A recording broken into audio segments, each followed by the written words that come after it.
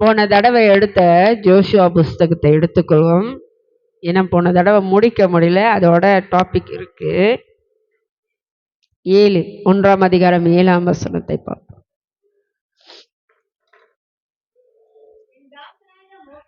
ம்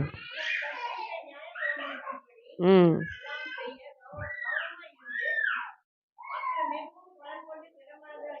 ம் ம் ஆமென். என் தாசனாகிய மோசே. அப்ப ஆண்டவர் எப்படி மோசேயை அழைக்கிறார்? என் தாசனாகிய மோசே. மோசே அவரோட பிறப்புல இருந்து அவர் இறப்பு வரைக்கும் தெரியும். ஆனா இடையில ஆண்டவர் சூஸ் பண்ணி கொண்டு வரும்பொழுது ஆண்டரோட சத்தத்தை கேட்டு ஜனங்களை மீட்டெடுக்கும் போது சொல்றாரு, நான் பேச முடியாது ஆண்டவரே, நான் மந்த நாவு ஆண்டவரே, எல்லாமே சொல்லிக்கிட்டு இருக்கிறார். அவர் இதெல்லாம் ஆண்டோட ஊழியத்துக்கு அழைக்கும் பொழுது ஜனங்களை மீட்டு எடுக்கும். எத்தனையோ நல்லவர்கள் இருந்திருப்பாங்க, எத்தனையோ பேச தெரிஞ்சவங்க இருப்பாங்க, எத்தனையோ பேர் ஆண்டு கண் முன்பா இருப்பாங்க. ஆண்டு ஒரே ஒரு ஆளை சூஸ் பண்றாருன்னா அது விசேஷமாய் ஆண்டு பார்க்கிற ஒரு கிருபை. அவங்க கிட்ட எல்லாரும் மேலேயும் தான் இருப்போம், ஆனா அவங்க கிட்ட மட்டும்தான் ஆண்டு விசேஷமா என்ன செய்யறாரு, சூஸ் பண்றாரு. நல்ல பாட திறமை இருக்கும், நல்ல வசனம் படிக்க திறமை இருக்கும், நல்ல பிரசங்கம் பண்ண திறமை இருக்கும். திறமையே இல்லாதவங்க ஆண்டு சூஸ் பண்றாருன்னா என்ன அர்த்தம்னா அவங்க கிட்ட இருந்து ஆண்டவர் என்னமோ செய்ய போற. கரங்களை தட்டி ஆண்டவர் மகிமைப்படுத்துங்க. ஏன்னா மோசே அப்படிதான் ஆண்டவர் பிறப்புல இருந்து காப்பாத்தி கொண்டு வந்து இன்னைக்கு தாசனாகிய மோசேன்னு சொல்லி அந்த கற்பித்த நியாய பிரமாணத்தை படி எல்லாம் செய்ய மோசேக்கே சொல்றாரு, நீ எதை செய்தாலும் கவனமா, எப்படியா கவனமா இருக்க மாத்திரம் மிகவும் வெள்ளன் கொண்டு திடன் மனதா இரு. நீ எந்த இடத்துக்கு போனாலும் கவனத்தை முதல்ல என்ன செய்யக்கூடாது, சிதறடிக்க கூடாது. இங்க உட்காந்து பிரசங்கத்தை கேட்குறீங்களா, கவனத்தை சிதறடிக்காதீங்க. ஏன்னா அது மூலியமா தான் உனக்கு வார்த்தை வரப்போகுது, உங்களுக்கு வார்த்தை வரப்போகுது, விசுவாசம் வரப்போகுது. ஆமென்.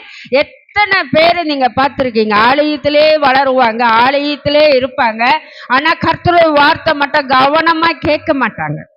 எல்லா ஊழியமும் செய்வாங்க, ஆனா கவனம் சிதறடிக்கப்பட்டனால அவங்கனால அந்த அந்த கர்த்தர் கொடுக்கிற அபிஷேகமா இருக்கட்டும், ஆசீர்வாதமா இருக்கட்டும், வல்லமையா இருக்கும், அதை எடுத்து அவங்க குடும்பத்துக்கு கொண்டு போக முடியாது. எடுக்கணும். கடுகளவு விசுவாசம் இருந்தாதானே காட்டாமர தீய கூட கடல்ல போய்விழுன்னு சொன்னாங்க. விசுவாசத்தினால நீதிமான் பிழைப்பான். அப்ப நீ கவனமா இருக்கும் பொழுது கர்த்தருடைய வார்த்தை கவனமா கேட்கும் போது உனக்குள்ள என்ன வரும், ஃபயர் வரும், ஒரு அக்கினி வரும், ஒரு விசுவாசம் வரும். எதை செய்தாலும் என் கர்த்தர் நன்மையாக செய்ய என்ன வைப்பார்னு சொல்லி என்ன வரும், நமக்குள்ள கவனத்தை கர்த்தர் கொண்டு வருவார். யாரு கவனம் இல்லாம இருக்குவங்க, கவனம் இல்லாம இருக்கிறவங்களோட பேர் என்ன தெரியுமா, அலட்சியம். ஒன்னாவது அலட்சியம், ரெண்டாவது அவங்களுக்கு பெருமை இருக்கும், எல்லாம் தெரியும், அலட்சியம். அப்படி இல்லை, கர்த்தரோட பார்வையில நீங்களும் நானும் விசேஷமானவர்கள். மோசையை பார்த்து அழைக்கிற தேவன் உங்களை என்னையும் பார்த்து அழைத்திருக்கிறார். ஆமென். இன்றைக்கு நம்ம ஆண்டரோட நாமத்துல நம்ம எல்லாம் கூடி வந்திருக்கோம். அதனாலதான் ஆண்டு சொல்றாங்க, கவனமா நீ ஒரு வெளி சம்பாதிச்சாலும் அது எதுல நீ செலவு பண்ண போற, கவனமா இரு. உன் குடும்பத்துல உன் கணவரோட பேசுறதுல, உன் பிள்ளைகளை வளர்க்கறதுல, உன் மனைவியோட இருக்கிற கவனமா இருங்க. ஏன்னா பிசாசு எப்படி வரான், கர்ஜிக்கிற சிங்கத்தை போல சுற்றி திரிஞ்சு வர்ற. கவனம் இல்லைன்னா குடும்பம் சிதறடிக்கப்படும்.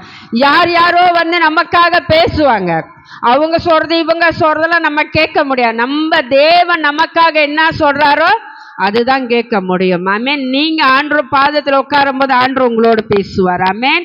அதான் மோசே சொல்றார், கவனமா இருந்து என்ன செய்யணுமா, பெல்லன் கொண்டு திடன் மனதா இரு. அப்ப மனதில் என்ன இருக்கணும், ஒரு திடன் இருக்கணும். அப்படின்னா ஒரு உறுதி இருக்கணும். அதுக்கு நீ போகும் இடமெல்லாம் புத்திமானாய் நடந்து கொள்ளும்படி அதை விட்டு வலது இடதுபுறம் விலகாது இருப்பாரு. அன்று அழகா சொல்றாரு, நீ வீட்டுல மட்டும் இல்ல புத்திமானா இருக்க, வெளியே போகும்போது ரொம்ப புத்திமானா இருந்துக்குங்க. ஏன்னா யார் எப்படி நம்மளை பார்ப்பாங்கன்னு தெரியாது, யார் எப்படி நம்மளை யூஸ் பண்ணுவாங்கன்னு தெரியாது. ஆமேன். அப்ப நம்ம எப்படி இருக்கணும்? மோசேட்ட சொல்ற, நீ கவனமா ஏன் சொன்னாரு தெரியுங்களா? இவர் ஊழியத்துக்கு புறப்பட்டு 6 லட்சம் ஜனங்களை கொண்டு வர போறாரு. அப்ப தேவனோட சத்தம் அவர் காதுல கேட்டுக்கிட்டே இருக்கணும். ஒரு ஆள் 2 ஆள் 3 ஆள் ஒரு கால் பண்ணாலே என்ன ஆயிருது? ஒரு பிரச்சனையை சொல்லும் பொழுது ஒரு ஒரு ஊழியக்காரங்க அவங்களுக்கு பிரியமானதே சொல்லி அந்த குடும்பத்தை நடத்துறாங்க. அப்படி செய்யவே கூடாது. தேவனுக்கு பிரியமானதை சொல்லிதான் அந்த குடும்பத்தை நடத்தணும். இவங்கனால எனக்கு ஆதாயம் கிடைக்கும், இவங்க என் பேச்ச கேட்கணும் அப்படின்னு நம்ம சொல்லி என்ன செய்யக்கூடாது? அவங்கள திசை திருப்ப கூடாது. கர்த்தர் பார்க்கிறார் அந்த குடும்பத்துக்கு என்ன வேணும். ஆமென். அந்த குடும்ப நபர் எப்படிப்பட்டவங்க கர்த்தர் இடத்துல அவங்களை என்ன செய்யணும்? பார்க்க வைக்கணும். இந்த திருச்சபையில இருக்கிறவங்க எல்லாருமே என்கிட்ட போன்ல பேசுறவங்க எல்லாருமே நான் வீட்டுக்கு போக முடியும், எந்த சூழ்நிலையா இருந்தாலும் கர்த்தரை நோக்கி பாருங்க, கர்த்தர்ட்ட கேளுங்க, கர்த்தர் நிச்சயமாய் பதில் கொடுப்பார். அப்படிதான் இவங்க செஞ்சுக்கிட்டு இருக்கிறாங்க. யாருமே சுய பலத்துல போவாதபடிக்கு கர்த்தரிடத்துல கேட்கவும், அவர் இடதுபுறம் வலதுபுறம் நம்ம சாயாது விலகாது இருப்பாயாக என்று ஆண்டவர் சொல்றார். நீ கற்றுக்கொண்டத மோசேட்ட சொல்றார், நீ கற்றுக்கொண்டு இடதுபுறம் வலதுபுறமும் நீ போவாத, திடன் மனதா இரு. கீழே வாசிங்க. ஆமென்.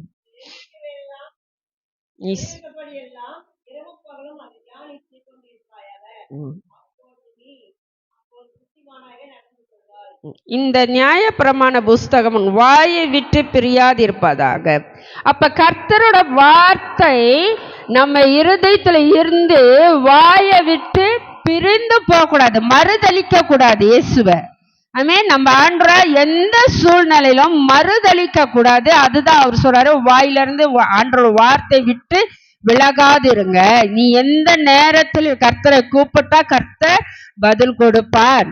ஆமென். இரவும் பகல் தூங்கும் போது கூட ஆண்டவர்கிட்ட பேசிக்கிட்டே தூங்கலாம், தவறு இல்லை. அவர் சொன்னது போல முகங்களை வைத்து பிரகாசிக்க பண்ணுவார். யாரோட முகத்து மேல வைப்பாரு தெரியுங்களா? அவர் அப்பான்னு சொல்லி அவருக்காக வாடுற பிள்ளைகள் மேல அவர் முகங்களை பிரகாசிக்க வைக்கிற தேவன். துணிகரமா பாவம் செஞ்சுட்டு துணிகரமா ஆண்டவருக்கு பிரியலாத காரியங்களை செய்யும் பொழுது அந்த கொஞ்சம் கொஞ்சம் கொஞ்சம் கொஞ்சம் இருக்கிற அபிஷேகம் இருக்கிற மாதிரியே இருக்கும். ஆனா ஒரு நாள் வர எல்லாத்தையும் ஆண்டவர் என்ன செஞ்சிருவாரு? எல்லாத்தையும் இவங்களே வலிச்சு போட்டு ஒன்றமில்லாத நிலையில கொண்டு வந்து வைப்பாரு. அப்பொழுது தெரியும் ஆண்டவர் என்னை விட்டு எப்பயோ தூரம் போயிட்டாரு. நம்ம ஆண்டரோட இருக்க பழகணும். அதே போல ஆண்டவர் சொல்றத இந்த காதுகள்ல கேட்கிற காதுகள் பாக்கியவான்கள், வாயை விட்டு பிரியாது இருப்பதாக. இதில் எழுதியிருக்கிறபடியெல்லாம் நீ செய்ய கவனமா இருக்கும்படி இரவும் பகலும் அதை தியானித்து கொண்டு இருப்பாயாக. இது ஏன் ஆண்டவரும் இப்படி சொல்றாருன்னா, நம்மளுக்கு யாத்ராகமத்துல கட்டளை கொடுத்திருக்கிறாருல, அந்த 10 கட்டளையும் ஆண்டவர் கையினால எழுதி கூட புதிய ஏற்பாட்டிலே அந்த கட்டளை தான் இருக்குது. நீ எந்த சூழ்நிலையிலும் மறந்து போக கூடாது, நீ செய்ய கவனமா இருக்கும்படி ஆண்டவர் மறுபடியும் மோசேக்கு நினைப்பு முட்டுறாரு. நீ செய்ய கவனமா இரு, நீ செய்ய கவனமா இருக்கும்படி. ஒரு காரியத்தை செஞ்சீங்களா கவனமா செய்யுங்க, ஒரு காரியத்தை இரவும் பகலா தியானித்து கொண்டிருப்பாயாக. ஆண்டவர் வார்த்தையை ஊழியம் செய்ற எங்களுக்கு ஆண்டவர் வார்த்தை இல்லாம ஊழியம் செய்யவே முடியாது. ஆண்டோட வார்த்தை இல்லாம எதுவுமே, வார்த்தை மட்டும் கொடுக்கறது ஸ்பெஷல் இல்ல, வார்த்தைக்குள்ள வாழ்ந்து கொடுக்கறது தான் ஸ்பெஷல். நிறைய பேர் வார்த்தை கொடுத்துட்டு போயிடுறாங்க, வார்த்தை ஒண்ணு சொல்லும், அவங்க வாழ்க்கை ஒண்ணு சொல்லும்.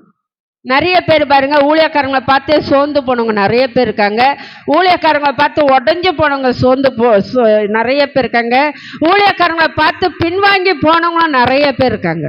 ஆண்டுகிட்ட ஒன்னே ஒண்ணுதான் சொல்லுவேன், நம்ம எதை பார்த்தாலும் ஆண்டரை பார்க்க கற்றுக்கொள்ளணும்.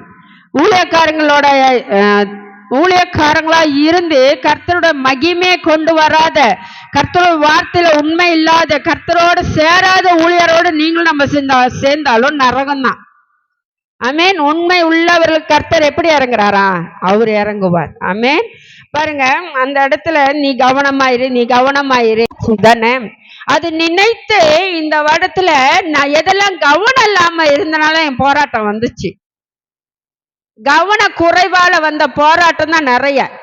ஏன்னா நம்ம என்ன செஞ்சிருவோம், பாசத்துக்காக அன்புக்காக எதுக்காக போய் என்ன செஞ்சிருவோம், எல்லாத்துலயும் கை வச்சிருவோம். ஆனா ஆண்டவர் சொல்றாரு, ஆண்டரோட மோசே சொல்றாரு, நீ கவனமா இரு, கவனமா இரு, கவனமா இருன்னு. அப்ப கவனமா இருந்து அவர் கவனம் மட்டும் சொல்லல, இரவும் பகலும் அதை தியானித்து கொண்டிருப்பாயாக, அப்பொழுது நீ உன் வழியை வாய்க்க பண்ணுவாய், அப்பொழுது புத்திமானாய் நடந்து கொள்வாய். ஆண்டவர் நிறைய வார்த்தை சொல்றது.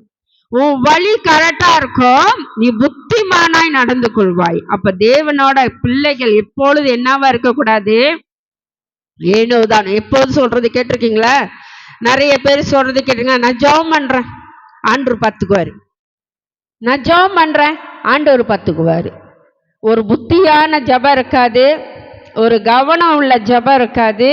அது ஜெபித்துட்டோமா அதுக்குள்ள எஃபர்ட் நம்ம எடுக்கணும், அதுக்குள்ள தீர்மானம் நம்ம எடுக்கணும், அதுக்குள்ள ஒரு பாதையை நம்ம போகணும், அதுக்குள்ள ஒரு காலடி நம்ம எடுத்து ஜெபம் பண்ணிட்டா ஆண்டவர் கொடுத்துருவாரு. யாருக்கு கொடுப்பாரு?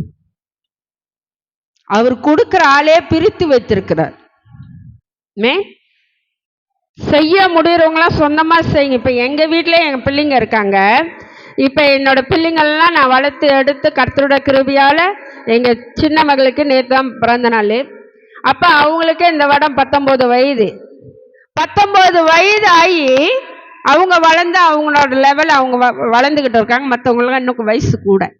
அவங்களுக்கு வேண்டிய திங்ஸை, அவங்களுக்கு வேண்டிய பொருளை அவங்க தான் போய் என்ன செய்வாங்க, வீட்டில் அவங்க எடுத்துக்குவாங்க, எல்லாமே செய்வாங்க வளர்ந்துட்ட பிறகு. அதே என் கேலப்பும் கெல்வின்னு இருக்கிறாங்க, ஐவன் இருக்காங்க. ஐவன் கொஞ்சம் எடுத்துருவானா தெரியும், கேலப்பு கெல்வினுக்கு இன்னும் தெரியல. அப்போ அவங்கள நம்ம எப்படி பார்க்குறோம், பராமரித்து அவங்கள என்ன செய்கிறோம், கைக்குள்ளே வச்சு அவங்களுக்கு எல்லா தேவையும் நம்ம செய்கிறோம். அதே போலதான் ஆண்டவரே நம்மளை பல கொண்டு திடன்மானதா இருன்னு சொல்லி மோசையை அழைத்து வந்து 40 வருஷம் வனாந்தரத்துல ஆடுகளை மேய்த்து எல்லாத்தையும் செய்ய வச்ச பிறகு அவர் என்ன பண்றாரு, மோசைய தனியா விடுறாரு. ஒரு 6 லட்சம் ஜனங்களை கூட்டிட்டு போறதுக்கு அவர் தனியா ட்ரெயின் பண்றாரு, எல்லாமே செய்யறாரு. அவர்கிட்ட சொல்றாரு, நீ கவனமா இரு. என் பிள்ளைங்கிட்ட சொல்றாங்க, கவனமா இருங்க. எந்த ஒரு காரியத்தை செய்தாலும் கர்த்தர் பார்வையில அவரே சொல்லுகிறார். வானத்தை பூமியும் படைத்த தேவனே சொல்லுகிறார், கவனமா இரு. உன் வீட்டு காரியத்துல கவனமா இரு, உன் குடும்பத்தை பார்ப்பதுல கவனமா இரு. அலட்சியமா இருந்தா எந்த வழியாய் பிசாசு வருவா, எதை வச்சு உடைப்பான்னு தெரியாது. அப்ப கவனம் இல்லாம யாராவது நீங்க ஆலோசனை சொல்லி அது குறையாய் பேசுகிறார்களா, அந்த ஆலோசனையிலிருந்து நவுந்து போயிருங்க. தேவன் நல்ல ஆலோசனையை கொடுக்கிற தேவனா இருக்கிறார். ஆமென். பாருங்க, கீழே வாசிங்கம்மா.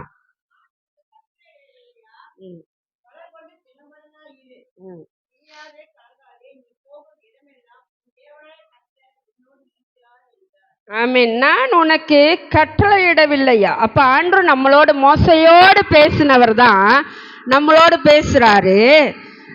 நான் உனக்கு கட்டளையிடவில்லையா? பெல்லன் கொண்டு திடன் மனதா இரு, திகையாதே, கலங்காதே. நீ போகும் இடமெல்லாம் தேவனாய் கர்த்தர் உன்னோடு இருக்கிறார். கர்த்தர் உன்னோடு இருக்கிறார் என்றாலே நீங்க ஆசீர்வாதமானவர்கள். ஆமென். ஏன் தெரியுங்களா? யுத்தத்தை அவர் பார்த்துக்குவாரு, பஞ்சத்தை அவர் பார்த்துக்குவாரு. ஆமென். பிரச்சனை அவர் பார்த்துக்குவாரு, போராட்டங்களை அவர் பார்த்துக்குவாரு, வியாதியை அவர் பார்த்துக்குவாரு. அவர் நம்மளோடு இருக்கிறான்னா நம்ம அவரோடு இருக்கணும். ஆமென். அவர் எனி டைம் எந்த வேலையில நம்மளோடு வந்து இருக்க முடியும். ஆனா நம்ம தான் அவரோட இருக்க முடியாது. சில இடங்கள்ல அவரோட என்ன செய்ய மாட்டோம், இருக்க மாட்டோம். நாங்க பரவாயில்ல, எங்களுக்கு எல்லாம் தெரியும், நாங்க எல்லாம் போறோம். ஆண்டு சொல்றப்போ அங்க ஒரு கழுதியை வச்சு அன்று பேசுவார். பிலியாம் கழுதியை வச்சு பேசினார்ல, போகும்போதெல்லாம் கழுதை என்ன செய்யுது, தடுக்குது. அப்ப ஏன் அந்த அந்த கேட்கிற பிலியாம் கேட்கிறார், ஏன் நீ போக மாட்ட, ஏன் போக மாட்ட? கழுதை சொல்லுது, முன்னுக்கு இருக்கிறது பாரு, கர்த்தர் நிக்கிறாருன்னு. அப்ப நம்மளோடு இருக்கு. நிறைய பேர் சொல்லலாம், இதை செய், அதை செய், இப்படி பண்ணு, அப்படி பண்ணுன்னு. ஆண்டவர் சொல்ற, உன் தேவனாய் கர்த்தர் உன்னோடு இருக்கிறார். நீ விசுவாசிக்கிற கரங்களை தட்டி ஆண்டு மகிமைப்படுத்துங்க. படுப்புல கர்த்தர் வரணும், வீட்டுல கர்த்தர் வரணும், ஊழியத்துல கர்த்தர் வரணும், வேலை இடத்துல கர்த்தர் வரணும். தனிப்பட்ட ரீதியில் நம்மளோட கர்த்தர் இருக்கணும். இந்த போன தடவை சொன்னல உங்களுக்கு, எப்படியா அதே வசனத்துல நான் ஞாபகம் முட்டுறேன். நீ உயிரோடு இருக்கும் நாளெல்லாம் ஒருவனும் உனக்கு முன்பாக எதிர்த்து நிற்பதில்லை. அது பிசாசா இருந்தாலும் சரி, மனிதனா இருந்தாலும் ஒருவர் கூட எப்படியா எதிர்த்து நிற்க முடியாது. தேவன் நம்மளோடு இருந்தான்.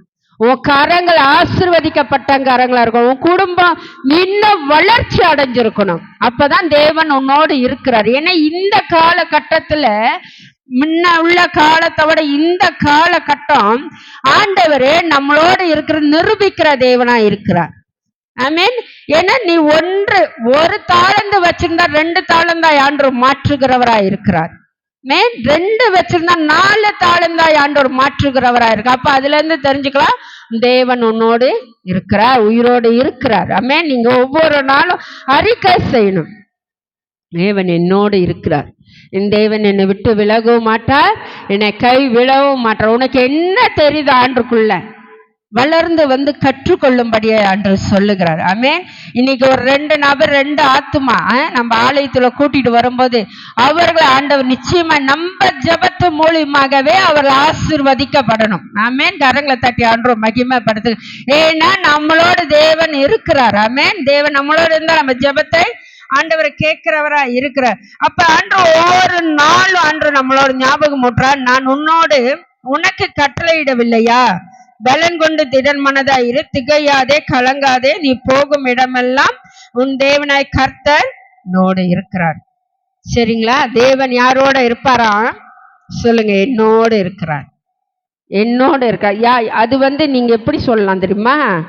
சந்தோஷமா சொல்லலாம். ஜோஷுவோ எப்போது கேட்ப, சந்தோஷமா இருக்கீங்களா, சந்தோஷமா இருக்கீங்களான்னு கேட்போது நீங்களாம் எப்போ சொல்லுங்க, சந்தோஷமா தான் இருக்கோம், காலையிலே எழுஞ்சு பிரேக்ஃபாஸ்ட் இல்லை, ஒன்றும் இல்லை, தூக்க கலக்கத்தோட எல்லாம் ஆதியும் ஆண்டு பார்க்கிறார். ஆமென். சந்தோஷமா இருக்கிறோம். சந்தோஷத்தை எப்பொழுதும் காட்டமா உணர்வு, அது உணர்வு. சில பேர் நம்ம ஏசிட்டான டக்குன்னு என்ன ஆயிரும், அவங்க கோபமாயிருவாங்க. சில பேர் மனசு ரொம்ப கவலையாயிரும். சின்ன விஷயத்த சொன்னாலும் அவங்களால என்ன பண்ண முடியாது, அந்த சின்ன இருதயத்தினால ஏத்துக்க முடியாததான் ஆண்டவர் உருவாக்குவார். உடச்சி உடச்சி உடச்சி உடச்சி உருவாக்கிக்கிட்டே இருப்பார். என்னைக்கு நம்ம ஸ்ட்ராங்கா ஆயிட்டோமா, ஸ்ட்ராங்கா இருக்கும் பொழுது எதிரி எதிர்த்து நம்ம நிக்கிறதுக்கு பலன் கொடுக்குவார். ஆமென். அதுக்குதான் உடைப்பாரு. அத்தர் எப்படி ஆசீர்வாதமாய் கொண்டு வருவாரோ அவருக்கு தான் தெரியும். ஆமென். அவரோட ஆசீர்வாதம் பெரிது. எபேரியர் எடுத்துக்கொள்வோம். எபேரியர் எடுங்க, 2:9 பக்கம், 3ஆம் அதிகாரம், புதிய ஏற்பாட்டுல.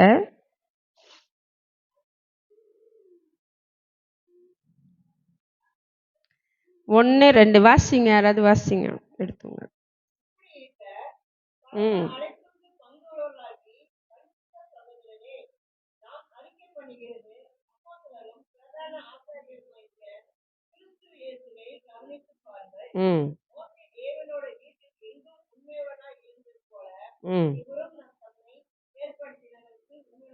ஆமென். போதும்.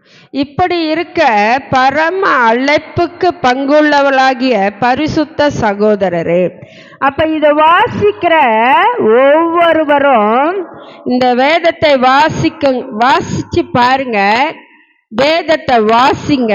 டைம் இருக்கும் போதெல்லாம் வேதத்தை வாசிக்கும் பொழுது அன்று சொல்றார், இப்படி இருக்க பரம அழைப்புக்கு பங்குள்ளவளாகிய பரிசுத்த சகோதரரே சகோதரி. அப்ப நீ வாசிக்கலன்னா, இந்த பகுதியை வாசிக்காம இருந்தீங்க வச்சுக்கீங்களேன், நீங்க தேவனால அழைக்கப்பட்ட பரிசுத்த உள்ள ஜாதின்னு தெரியாது.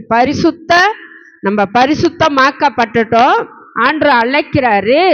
அழைக்கும் போதே பவுல் அழகா கூப்பிடுறாரு, பரிசுத்த சகோதரரே, பரிசுத்த சகோதரி.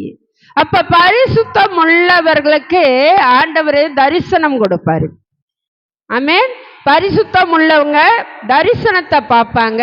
ஆண்டு குரலை கேட்கிறவங்க சொப்பனத்தையும் காணுவாங்க. ஆமென். சில பேர் இது சொல்லிடுறேன், சொப்பனம் காண்றவங்க பெரியவங்களும் இல்லை, சொப்பனம் காணாதவங்க சின்னவங்களும் இல்லை, தெரியுமா? சொப்பனம் காணுகிறவங்க தான் ரொம்ப கவனமா இருக்கணும். ஆண்டோட வார்த்தை பிரகாரம் கவனமா இருந்துச்சுன்னு. சொப்பனக்காரன் பிசாசு அநேக சொப்பனங்களை காட்டி நம்மளை திசை தரது வைப்பான். ஒளியின் தூதம் போல வருவான், இயேசுவை போல நிறைய விஷயங்களை காட்டி அதுக்குள்ள கவனத்தை கொண்டு போயிடுவான். ஆனா நம்மளோட கவனம் எப்பொழுது வேதத்தின் மேல இருக்கணும், வார்த்தை மேல இருக்கணும். மனுஷன் அப்பத்தினால் மாத்திரமல்ல, தேவனோட வாயிலிருந்து புறப்படுகிற ஒவ்வொரு வார்த்தையினால் பிழைப்பானா. அப்ப ஆண்டோட வார்த்தையினால் இப்ப நீதிமான் வார்த்தையினால் பிழைப்பான். ஆண்டோட வார்த்தை இருக்கிற பிள்ளைகளுக்கு சொப்பனம் குறைவாதான் வரும். உண்மையா சொல்லிட்டேன், நிறைய பேருக்கு இப்பதான் எனக்குலாம் நிறைய வார்த்தை குறைவான எப்படின்னா, சில விஷயம் ஆண்டவர் காட்டுறாரு. வார்த்தை இருக்கிறவங்களும் வார்த்தையாவே காட்டுவாரு, வார்த்தையாவே கனவுல காட்டுவாரு. சொப்பனை காணுகிறவங்க பெரியவங்கள, சொப்பனை காணாதவங்க சின்னவங்களும் இல்லை. ஆண்டவர் அவன் பார்வைக்கு ஏற்ற அவன் தரிசனத்துக்கு ஏற்றபடி ஆண்டவர் காட்டுவார். ஆமென். எனக்கு நிறைய வரப்போற காரியங்களை ஆண்டவர் கனவுல தான் காட்டுவார். அதனால நான் பெரிய ஆளும் இல்லை. ஆமென். என் தேவன் தான் பெரியவர். ஆமென். என் தேவன் தான் வல்லவர். அவர் காட்டுறாருன்னா ஒரு கிருபை, ஒரு கிருபை நம்ம மேல என்ன பண்ணியிருக்கிறாரு, ஊற்றிக்கிட்டே இருக்கிறாரு அந்த கிருபைய. ஆமென். சொப்பனம் பார்க்கிறது நல்லது, தரிசனம் பாருங்க. உட்கார்ந்துருக்கும் போதே தரிசனத்தை கேளுங்க. ஆண்டவரே எனக்கு வச்சிருக்க, அது ஆண்டு பழைய ஏற்பாட்டுல சொல்லியிருப்பாரு, குமாரத்திகளும் குமாரர்களும் தரிசனத்தை காண்பார்கள். அப்ப ஊழியக்காரங்க தரிசனம், நீ உட்கார்ந்து இருக்கும் போதே பாட்டு பாடுறியா, பைபிள் வாசிக்கும் போது தரிசனத்தை ஒண்ணு காட்டுவாரு. அந்த தரிசனம் நிறைவேறணும். வாழ்க்கையில எடுக்கிற தரிசனம் நிறைவேணும். அப்ப ஆண்டு சொல்றாரு, இங்க பவுல் எழுதுறாரு, பரம அழைப்புக்கு பங்கு உள்ளவர். அப்ப எல்லாரையும் ஆண்டு என்ன பண்றாரு, அழைக்கிறாரு. கிறிஸ்து இயேசு கவனித்து பாருங்க. மோசே தேவன வீட்டில் எங்கும் உண்மை உள்ளவனாய் இருந்தது போல இவரும் தம்மை ஏற்படுத்தினவர்களுக்கு உண்மை உள்ளவராய் இருக்கிறார். அப்ப மோசையை பார்த்தோம்ல, மோசே ஏன் தேடி வந்தார் பார்த்தீங்களா? அதான் நம்ம சொன்னல, எல்லாரையும் பார்க்கிற தேவன் ஒருத்தரை மட்டும் சூஸ் பண்றாருன்னா அவர்கிட்ட என்ன இருந்துச்சான், உண்மை இருந்துச்சான், உண்மையான இருதயம் இருந்துச்சான். அப்ப தேவன் பாருங்க, சில பேரை அந்த குடும்பத்துல இருந்து வேர் பிரிச்சு 4-5 பிள்ளைங்க இருந்தாலும் அந்த பிள்ளைய மட்டும் வேர் பிரிச்சு கொண்டு போய் வைக்கிறாருன்னா இந்த பிள்ளைகிட்ட ஏதோ ஒரு விசேஷத்தை ஆண்டவரே பார்க்கிற, கரங்களை தட்டி பெற்றுக்கொள்ளுங்க. பார்க்கிறாரு ஆண்டவரை, அந்த பிள்ளைய வச்சிருக்கிற திட்டத்தை பெருசா மாத்துறாரு. தரிசனம் அதான் பெருசா ஆகுது. அப்புறம் என்ன சொல்றாரு, மோசே தேவன வீட்டுல எங்கும் உண்மை உள்ளவனா இருந்தது போல இவரும் ஆண்டவர் அதை விட உண்மை உள்ளவர். நீங்க அவரை தேடி இப்ப வந்திருக்கிறீங்க. எத்தனை பேர் இங்க வந்து அவர்கிட்ட விண்ணப்பமா வேண்டுறீங்க? எங்க மகன் பசு ஜோஷுவா, நானு, என் கணவர் இதை ப்ரே பண்றோம். ஊத்தம்மா மற்றவங்க எல்லாம் ஜெபிக்கும் போது எல்லாருமே மலேசியாவுக்கு இன்னைக்கு எல்லாமே குட்டி பிள்ளைங்க தான் ப்ரே பண்ணாங்க, குட்டி பிள்ளைங்கள ப்ரே பண்ணாங்க. அப்ப ஜெபிக்கும் பொழுது நம்ம பார்க்கிறோம், அந்த ஜெபத்துல அந்த பிள்ளைங்க என்ன சொல்லி ஜெபிக்கிறாங்க. அப்பதான் நம்மளுக்கு தெரியும், ஏன் நான் ஜெபிக்கிறவங்கள ரொம்ப பெரிய ஆளை கொடுப்பேன்னா, யுத்தம் பண்ணி ஜெபிச்சாதான் ஜெயிக்க முடியும். ஆமென். அப்படிப்பட்ட ஜெபம் நம்ம சபையில இருக்கணும்.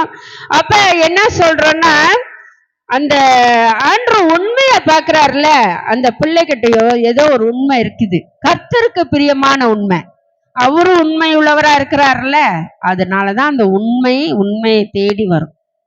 நிறைய பேரு சபைக்கு முன்பாக ஒரு வேஷம் போடலாம், சபையில ஊழியக்காரங்களா இருக்கலாம், விசுவாசியா இருக்கலாம், ஏதோ டைம்ல ஆண்டவரே என்னால இவ்வளவுதான் முடியும், அதை எதிர்பார்க்கல. உனக்குள்ள இருக்கிற ஒரு உண்மையை கர்த்தர் வெளியே கொண்டு வரணும். ஆமென். அதுதான் விசேஷமா. எந்த இடத்துலயும் அந்த உண்மையை விட்டு மட்டும் ஒன்னையும் பிரிக்கவே முடியாது. அந்த உண்மை பியோர்.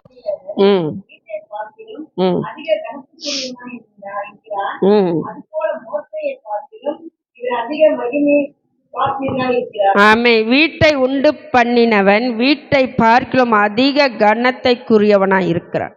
அதே போல மோசேயை பார்க்கிலும் இவர் அதிக பாத்திரராய் இருக்கிறார், மகிமைக்கு பாத்திரர். அப்ப பாத்தீங்களா, மோசையை அழைத்தவர் தான் நம்மளோட இயேசு. அவரு எவ்வளோ பெரிய பொறுப்பை கொடுத்தார் பாத்தீங்களா மோசேக்கு. அந்த உண்மை உள்ளதை தேடி போய் கொடுக்கிறார்னா, இன்றைக்கு நீங்க எந்த இடத்துல இருந்தாலும் உண்மையாய் கர்த்தருக்கு அந்த இருதயம் இருதயத்தை ஆண்டவருக்கு தான் தெரியும். உங்களுக்கு கூட எனக்கு கூட தெரியாது. நீங்க ஆண்டவர் சமூகத்துல நீங்க எத்தனை பேர் வேண்டிட்டு போறீங்களோ அது நீங்க பெற்றுக்கொண்டு வரும்பொழுது தெரியும் நீங்க எவ்வளவு உண்மையா இருக்கிறீங்க கர்த்தருக்கு. கரங்களை தட்டி ஆண்டவர் மகிமைப்படுறேன். எந்த ஒரு காரியத்தை ஆலயத்துல வந்து வேண்டுறீங்க, அது நீ வேண்டிட்டு போறீங்க, அடுத்த வாரம் நீங்க பெற்றுக்கொண்டு வரீங்க. பார்த்தீங்களா அந்த காரியத்தை, ஆண்டவரே நான் இதுக்காக வேண்டனப்பா, எனக்கு இந்த காரியம் நீங்க நிறைவேற்றி கொடுத்தீங்க, ரொம்ப நன்றி ஆண்டவரை. அந்த உண்மை ஆண்டவரை பார்க்கிறார். ஆமென்.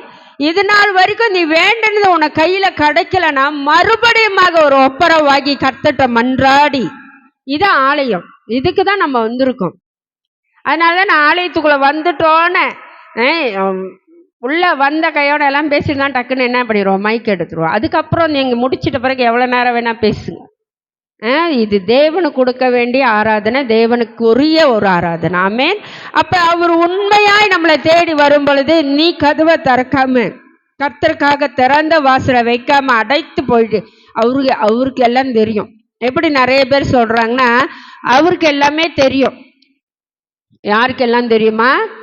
ஏசப்பாக்கு, கடவுளுக்கு, ஆண்டவருக்கு, பிதாவாகிய தேவனுக்கு எல்லாமே தெரியும். அவரு பார்த்துக்குவாரு. அப்படி சொல்றவங்க வாழ்க்கை எப்படி இருக்கு பார்த்தீங்களா? அவரு பார்த்துக்குவாரு. அவர் பார்த்துக்குவாரு. அவர் பார்த்து பார்த்து ஆசீர்வதிக்கிற தேவன். கரங்களை தட்டி ஆண்டவரை மகிமைப்படுத்துங்க. அவர் உன்னை பார்த்து பார்த்து ஆசீர்வதிக்கிற தேவன். ஆமென். இல்லாததை இருக்கிற போல அழைக்கிற தேவன். உங்ககிட்ட இருக்காது, ஆனா நீ கேட்கும் பொழுது அது கொடுக்கிற தேவனா இருக்கிறார். அவரோட முகத்தை உங்க மேல பிரகாசிக்கிறேன்னு சொன்னாரு பார்த்தீங்களா? அந்த சின்ன பிள்ளைங்களை தூக்கி கொஞ்சம் போதெல்லாம் அந்த பிள்ளைங்களோட பாசம் அதுங்களுக்கு என்ன தெரியும்? மேலே எச்சு ஊற்றி விட்டுருங்க. சின்ன பிள்ளைங்க மேலேயே வாந்தி எடுக்க விட்டுருங்க. அதை கூட நம்ம என்ன செய்ய மாட்டோம், அதெல்லாம் இல்லை, இது என்னோட பேரன், என் பிள்ளை, இது சபையோட பிள்ளைன்னு சொல்லி எப்படி செய்வோம்? ஆசையாய் தூக்கி கொஞ்சம் போதெல்லாம் அந்த பிள்ளைங்க நம்ம மூஞ்சில என்ன பண்ணுதுங்கன்னு நம்ம அதை கவனிக்கல. கர்த்தர் மேல நம்ம எத்தனை பேர் அவர் முகத்தை பிரகாசிக்க பண்ணும்போது அவர் வாசனையில நம்ம எத்தனை பேர் அவரை பார்க்காம போயிருப்போம். அவர் வாசனை உள்ளவர், அழகுள்ளவர், பிரமிக்கத்தக்கமான கர்த்தரோட ரூபம். நாமே அவர் நம்ம மேல பிரகாசிக்கிறாரா? நம்ம எந்த அளவுக்கு ஜொலிக்கிறோம்? ஜொலிக்கணும் தானே? கரங்களை உயர்த்தி சொல்லுங்க. ஜொலிக்கணும் தானே? எந்த அளவுக்கு ஜொலிக்கிறீங்க? முதல்ல உங்க வீட்டுல நீங்க ஜொலிக்கிறீங்களா? ஜொலிக்கிறீங்களா? முதல்ல உன் பெரிய பிள்ளைய பார்த்து கேட்கணும், எங்க அம்மா யாருன்னு. அது சொல்ல, எங்க அம்மா இப்படின்னு. ஆமா தானே? ஆமா தானே? நம்ம ஜொலிக்கணும்னா நம்ம பிள்ளைங்க சொல்லணும் எங்க அம்மா இன்னாருன்னு. அது எப்ப திரும்ப நிறைய பேர் வீட்டுல நடக்கும்? நிறைய பேர் வீட்டுல எப்ப திரும்ப நடக்கும்? மனசு கஷ்டமா இருக்கும், போயிடுவாங்க. கேட்கவே காது இருக்காது, அவங்களுக்கு கேட்க காது இருக்காது. நம்ம பேசுவோம் பாரு, அப்போதான் வந்து நல்லவங்க வல்லவங்க, எனக்கு இது செஞ்சாங்க, எனக்கு அது செஞ்சாங்கன்னா அப்ப என்ன இருக்கு சொல்லி இருக்கும்போதே அந்த கவனமா இருக்கிறாங்கன்னா, உங்க மேல வந்து கவனமா இருக்கிறாங்களா, உங்க மேல வந்து ஒரு பார்வை இருக்குன்னா நீங்க தான் விசேஷமானவங்க. நிறைய இந்த நாடகத்தை பார்த்தீங்க தானே? எனக்கு நினச்சிக்கிட்டேன் அந்த மாரி அம்மாலாம் இருக்கிறாங்களா இன்னமும். போயிட்டு வரேம்மா, பாபாய்மா, இங்கே போயிட்டு வரேன், அங்கே போயிட்டு வரேன்னா சொல்கிறவங்களாம் இருக்காங்களா? நேற்று எங்கள் மகளுக்கு நாங்கள் வீட்டில் சின்னதாக கேக்கு வெட்டிட்டு இது பண்ணிட்டோன்னு அம்மா சொன்னாங்கம்மா வெளியே வரீங்களா, அம்மா வெளியே வரீங்களா? நான் வரல, வீட்டில் தான் இல்லைம்மா, அம்மா செஞ்சுட்டேன், ரொம்ப டயர்டாக இருக்குது, தூக்கமாக வருது அப்படின்னேன். அம்மா என்னோடய ஃப்ரெண்டெல்லாம் கூப்பிட்றாங்க, நான் போயிட்டு வச்சேன், நீ போயிட்டு போகும்போதே எனக்கு ஒரு பயம் எடுத்துருச்சு.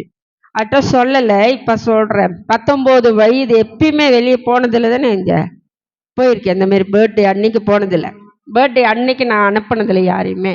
அப்போ இவங்க சொன்னாங்க போயிட்டு வரேம்மா, ஃப்ரெண்டு வந்து ஏற்றிட்டு போகிறாங்க. அப்போ நான் சொன்னேன் சரி போயிட்டு வா, அது மனசு கஷ்டம், சரி போயிட்டு வா, எல்லாம் சாப்பிட தானே போகிறாங்க ஃப்ரெண்டு கூட. அப்போ டக்குன்னு இருதயத்தில் போயிட்டு சீக்கிரம் வந்துரு. 19 வயது அன்னைக்கு ஆண்டு கொடுத்துருக்குறாருன்னா அந்த வயதை நம்ம அலட்சியமாக வெளியே அனுப்பிட்டோமா? டச் அவுட் பண்ணுறா, திரும்ப வந்துருச்சு என் பிள்ளை. நிறைய பேர் படிச்சுட்டு வரும்போது இல்லாமல் போயிடுறாங்க. ஆமாம் தானே? அந்த 19 வயதில் வந்தவங்க வராமல் போயிடறாங்க. ஏன்னா போகிற இடம் காடியில் போகிறாங்க. அப்போ ஆண்டுட்டு ஒன்று சொன்ன, சீக்கிரமாக வந்துட்டோம், பாதுகாப்பாக போய் பாதுகாப்பு அவர்கிட்ட. இதுக்கு ஆண்டரோட கிருபை இருக்கிறனால உணர்த்தப்படுறாரு. கிருபை இல்லாதவங்க போறாங்க வராங்க எல்லாமே செய்யறாங்க. அப்ப ஞானம் இல்லாம ஆண்டரோட கவனம் இல்லாத பிள்ளைகள் எப்படி ஆயிடுவாங்க நாளை பின்னால? வருஷம் பர்த்டே வரனா உல்லாசமாய் போவாங்க. அப்ப தேவனோட கிட்ட இருக்கிறவங்களுக்கு தான் கவனமா இரு, உன் பிள்ளை வெளியே போது பத்திரமா வீடு வந்து சேரணும். இது ஆண்டு நம்மளுக்கு சொல்லி கொடுக்கிறார். ஆமென். அவர் ஏன்னா ரொம்ப உண்மை உள்ளவர். அவர் போல உண்மை உள்ளவர் யாருமே இந்த பூமியில. அவரு கூட உங்களை ஏற்றுக்கொள்வாரு. புரியுதுங்களா? அவரு கூட உங்களை என்ன பண்ணிடுவாரு? ஏற்றுக்கொள்வாரு. மன்னிச்சு ஆசையா உங்களுக்கு எல்லாமே கொடுத்துருவாரு. பக்கத்துல இருக்கிறவங்க என்ன பண்ண மாட்டாங்க? ஏற்றுக்கொள்ள மாட்டாங்க. அதுதான் ரொம்ப வேதனையா இருக்கும். அவங்க ஏற்றுக்கொள்ளாதவங்க இருக்காங்க பாத்தீங்களா? ஆண்டு உங்களை ஏற்றுக்கொள்றாரு, நீங்க எல்லாத்தையும் ஏற்றுக்கொள்றீங்க. ஆனா உங்க பக்கத்துல இருக்கிறவங்க உங்களை ஏற்றுக்கொள்ளலைன்னா ஆண்டு இப்ப நினைப்பு முன்றாரு,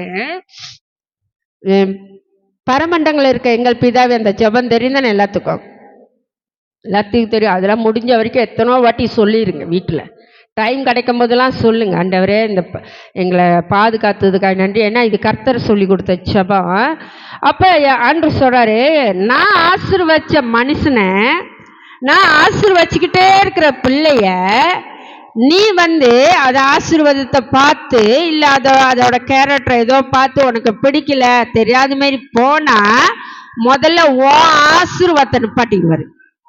கவனமா இருந்துக்குங்க. ஊழியத்துல இருக்கிற இந்த சபையில இருக்க எல்லாருக்கும் நான் சொல்றேன், உங்களுக்கு அவங்கள பிடிக்கலன்னா அதுக்காக கர்த்தருக்கு அவங்க பிடிக்காதவங்களா இருக்க மாட்டாங்க. தெரியுங்களா? எல்லாருக்கும் பிடிக்கலன்னு சொல்லி நீங்க ஒதுக்குறீங்க பாத்தீங்களா ஒரு நபரு, அவங்க தான் கர்த்தரோட கரத்துல இருப்பாங்க, உள்ளங்கையில. ஏன்னா கண்ணீர், அவ்வளோ கண்ணீரோட இருப்பாங்க. ஆண்டவரே ஏன் என்ன ஒதுக்குறாங்க? முதல்ல உங்களை ஒதுக்கி இருக்காங்களா? அந்த மாதிரிலாம் சில பேர் ஒதுக்கி வச்சு பார்க்கணும். குடும்பம் ஒதுக்கும் போது இல்ல கூட பிறந்தவங்க ஒதுக்கும் போது எல்லாம் ஒதுக்கிட்டான அந்த கண்ணீர் வரும் பார்த்தீங்களா? அப்ப கர்த்தர் தூக்கிட்டு அவர் ஆசீர்வதிக்கும் போது இவங்க உனக்கு என்ன எனக்கு என்னன்னு போறாங்க பார்த்தீங்களா? அவங்களோட பிளஸ்ஸிங்கும் சேர்த்து நிப்பாட்டிடுவாரு. அதான் நான் எப்போதும் சொல்லுவேன், கர்த்தர் இடத்துல மட்டும் விளையாண்டுறாதீங்க, கர்த்தரோட பிள்ளைகள் இடத்துல விளையாண்டுறாதீங்க. ஆண்டு சொல்ற, ஒருவனோட பாவத்தை மன்னிச்சு, ஆண்டு என்ன சொல்ற, நீ ஒருவனோட பாவத்தை மன்னிச்சாதான் உன் பாவம் மன்னிக்கப்படும். உன் பாவம் மன்னிக்கப்படக்கூடாதுன்னு நினைச்சீங்கன்னா நீங்க மாற மாட்டீங்க. ஆனா அந்த பாவத்தை எங்க திரும்ப கொண்டு வச்சிருவீங்க? உன் பிள்ளை மேல கொண்டு போய் வச்சிருவீங்க. முன்னோர்கள் செய்த பாவத்தை தான் இந்த பிள்ளைகள் சுமப்பாங்க. அப்ப தேவனுடைய திட்டம் என்னன்னா, எல்லாரும் சமம். தேவன் யாரை ஆசீர்வதிக்கிறாரோ, இந்த சபையில பாருங்க, நான் சொல்லுவேன், இந்த சபையில ஒரு ஆள் ஆசீர்வதிச்சுட்டா வச்சுங்க, சபையை பெற்றுக்கொள்ளும். கரங்களை தட்டி ஆண்டு மகிமைப்படுத்த. ஏன்னா வாங்கின கனம் அப்படிப்பட்ட கனம். ஆமே, ஒரு ஆள் வீடு வாங்கினா இந்த வருடத்துல எல்லாரும் வீடு இல்லாதவங்க வீடு வாங்குவாங்க. ஆமேன். கட்டாயமா ஆண்டவர் அது செய்வார். அதுதான் நமக்கு ஒரு அடையாளம். ஒரு சோறு பானைக்கு என்ன பண்ணுவீங்க? எல்லா சோறுமா எடுத்து அமுக்கிட்டு இருப்போம் இல்லையே. அப்ப தேவன் அப்படியாதான் நம்மளை ஆசீர்வதிப்பார். ஆண்டவர் சொல்றாரு, ஏனெனில் எந்த வீடும் ஒருவனாலும் உண்டாக்கப்படும், எல்லாவற்றையும் உண்டு பண்ணின தேவன். எல்லாரும் வீடு உண்டாக்கப்படுமா? ஆனா அந்த எல்லா வீட்டிலையும் ஆண்டவர் இருக்கிறாரா? எல்லாருக்குள்ளேயும் ஆண்டவர் இருக்கிறாரா? அப்படி கேட்டா நமக்கு தெரியாது. உங்களோட நீங்க அப்படி பதில் சொல்லி பழகுங்க. அவங்களோட ஆண்டு இல்லை, இவங்களோட ஆண்டு இல்லை, இவங்களோட ஆண்டு இல்லை, அப்படி சொல்லாதபடிக்கு என்னோட ஆண்டு இருக்கிறாரு, அது எனக்கு தெரியும். உங்களோட ஆண்டு இருக்கிறாரோ இல்லையோ கர்த்தருக்கு தெரியும். அன்று சொல்றாரு, கூப்பிடுற யாவருக்கும் அவர் எப்படி பதில் கொடுக்கிறவரா இருக்கிறாரு. ஆமேன். கூப்பிடுகிற யாரையாவது பார்த்து நம்ம குறை சொன்னோமா அந்த குறை நமக்கு ஒட்டிக்கும். யாரையாவது பார்த்து ஒரு சீக்கு கிண்டல் பண்ணி பாருங்களேன், அந்த சீக்கு உங்களுக்கு ஒட்டிக்கும்.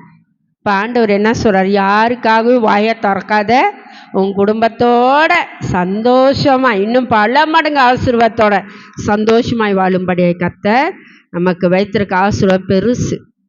அந்த பெரிய ஆசீர்வாதத்துக்கு நுழையணும்னா முதல்ல கீழ்ப்படிதலோட சின்ன ஆசீர்வாதத்தை பெற்றுக்கொண்டே போகணும். சின்ன ஆசீர்வாதம் வேணாம் பெருசுதான் வேணும்னு சொன்னீங்கன்னா படி ஏற முடியாது. ஒரு படி ஏறி 2வது படி ஏறி தான் நம்ம பெரிய ஆசீர்வாதத்தை பெற்றுக்கொள்ள போறோம். ஆமென். அப்படியாக பாருங்க, அவரு சொல்றாரு, சொல்லப்பட போகிற காரியங்களுக்கு சாட்சியாக மோசே பணிவிடைக்காரனாய் அவருடைய வீட்டில் எங்கும் உண்மையுள்ளவனாய் இருந்தான். அப்ப கர்த்தர் சாட்சி கொடுக்கிறாரு, அவர் ரொம்ப உண்மையுள்ளவர். அவர் ஏற்படுத்தின ஊழியத்துல மோசே அடக்கம் மறிக்கும் போதும் ஆண்டு தான் மேலே கூட்டு போய், அது இன்னும் நல்லா இருக்கும். அவர் நினைச்சாருன்னா எதையும் செஞ்சிருவாரு. பார்க்கவே விடல ஜனங்களை. எப்படி இருக்கும்? 6 லட்சம் ஜனம் அவர் கூட்டிட்டு வனாந்தரத்துல கூட்டிட்டு போனாரு. எல்லா காரியமும் செஞ்சு முடிச்சாரு. அந்த கண் பார்வையை பார்த்து என்ன பண்ணல, அடிச்சிட்டாரு. பேசணும், அடிச்சிட்டாரு. அதுக்காக சொல்றாரு, நீ ஊருக்கு போக முடியாது, மலை மேலே ஏறி வா. மலை மேலே ஏறி வந்தோன்னு அவர் வஸ்திரம் கழட்டினாரு, உயிர் போயிடுச்சு. அடுத்தது அவரே அடக்கம் பண்ணிட்டாரு. இன்ன வரைக்கும் மோசையோட சரீரம் யாரும் பார்க்கல. பாருங்க, அவர் நினைச்சாரா ஆசீர்வதித்தன்னு சொன்னார்னா கண்ணில் கூட காட்ட மாட்டார். எப்படி எல்லாம் செஞ்சு முடிக்கிறாரு பாருங்க. அதனாலதான் நம்மளுக்கு கொஞ்சம் தேவ பயம் வேணும். இப்ப இருக்கிற காலத்துல நம்ம சொல்ல முடியாது. தேவ பயம் இருக்கணும்னு சொன்னா அவங்க தேவனை கண்டா பயப்படணுமான்னு கேட்பாங்க. முன்ன இருக்கிற காலம் தேவ பயத்தை ஆண்டு சமூகம் முன்பாய் ஊழியர்களும் ஜனங்களும் ஆண்டு வந்துட்டாருன்னா இங்கேயும் அங்கேயும் நடக்க மாட்டாங்க. ஆண்டோட பாடல் பாடும்போது இங்கே அங்கேயும் ஓட மாட்டோம், பாத்ரூம் கூட போக மாட்டோம். அப்படியாக பயபக்தியா என்ன செஞ்சோம், பாடணும். இப்ப இருக்கிற ஜெனரேஷன் அதுக்குள்ளதான் வளரணும். ஏன்னா நம்ம சபை இருக்கணும், பிள்ளைங்க எல்லாம் அதுக்குள்ளதான் வளரணும். ஆனா எவ்வளவு பரவாயில்ல, இப்பெல்லாம் பாத்ரூம் போறதெல்லாம் குறைஞ்சிருச்சு பிள்ளைங்களுக்கு. ஆமென். ஏன்னா தேவன் நம்மளோடு இருக்கிறார். பிள்ளைங்க கற்றுக்கொள்ளணும். ஆண்டவரை தேடுறதுல, ஜெபிக்கிறதுல, பாட்டு பாடுறதுல உண்மை உள்ளவர்களா இருந்தா கர்த்தர் என்ன செய்வாரு, நமக்கு உண்மையை கொண்டு வருவார். உண்மையான ஆசீர்வாதத்தை கொண்டு வருவார். பிசாசு பொய்ய காட்டி ஏமாத்துவான். நல்லா ஞாபகம் வச்சுக்கோங்க. பிசாசு பொய்ய காட்டி ஏமாத்துவான். இது நல்லா இருக்கும், இது இப்படியா இருக்கும், அப்படியா இருக்கும் அப்படின்னுவான். ஆனா அது நிரந்தரம் இல்லை. கர்த்தர் தான் நிரந்தரம். எப்பொழுது நிரந்தரமானவரே பிடிச்சிக்குங்க. கொஞ்சம் தான் எங்க வீட்டுல இருக்கு அப்படி சொல்லுங்க. கொஞ்சம் தான் இருக்கு, கொஞ்சம் பணம் இருக்கு, கொஞ்சம் காசு, கொஞ்சம் பணம், கொஞ்சம் சாப்பாடு, கொஞ்சம் தான் இருக்கப்பா. உண்மையா இருந்தா கர்த்தரு டபுளாய் மாத்துவார். நீ கொஞ்சம் கூட உன்ட்ட இல்லைன்னு வச்சுக்குங்க, எல்லாத்தையும் வலிச்சு எடுத்து போட்டுட்டுன்னு வச்சுக்குங்க, அப்ப என்ன செய்வார் அன்று? இது சேமிக்கிறதுலையும் சரி, ஆண்டுக்கு கொடுக்கறதுலையும் சரி, எல்லா காரியத்திலும் உண்மையா இருங்க. அந்த உண்மை கர்த்தர் இடத்துல இருந்து கர்த்தரே உங்களுக்கு எல்லாவற்றையும் செய்து முடிப்பார். நீங்க போய் தேடி போக வேணாம். கர்த்தர் உங்களுக்காக பைபிள்ல எழுதியிருக்கிறாரு. பைபிள வசனம்லாம் இருக்கு. யாரெல்லாம் எடுத்து படிக்கிறீங்க? கர்த்தரின் மேய்ப்பரா இருக்கிறாரு. சிங்கக்குட்டிகள் தாழ்ச்சி அடைந்து பட்டினி கிடப்பதில்லை. கர்த்தர் வீட்டை உண்டாக்குவாரு. வீடை உண்டாக்கிட்டு மட்டும் இல்லை, வீட்டை கட்டுவாரு. வீட்டை கட்டுவார் மட்டும் இல்லை, வீட்டை பாதுகாப்பாருன்னு. கணவன் மனைவியும் எப்படியா இருக்கணும்? ஆண்டு வசனத்துல பிரகாரம் எந்த மனிதனும் பிரிக்க கூடாதுன்னு எழுதியிருப்பாரு. பிரிக்க வராங்களா, நீங்க வச்சு ஜெபம் பண்ணுங்க. எந்த மனுஷனும் எந்த மனுஷியும் கணவன் மனைவி பிரிக்க கூடாதுன்னு சொல்லி ஜெபம் பண்ணுங்க. கர்த்தர் உங்களை ஆசீர்வதிப்பார். ஆமென்.